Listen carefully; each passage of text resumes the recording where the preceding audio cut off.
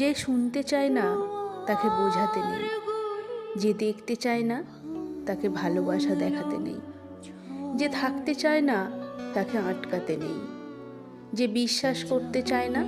তাকে ক্ল্যারিফিকেশান দিতে নেই, যে ভালো রাখতে জানে না তাকে আলো ভাবতে নেই। যেখানে কদর নেই সেখানে বসতে নেই, যেখানে সম্মান নেই সেখানে থাকতে নেই, যেখানে শান্তি নেই সেখানে ঠিকানা বানাতে নেই, যেখানে ভালো থাকা নেই সেখানে ভালোবাসা নেই, যেখানে শান্তি নেই সেখানে ভালোবাসা নেই।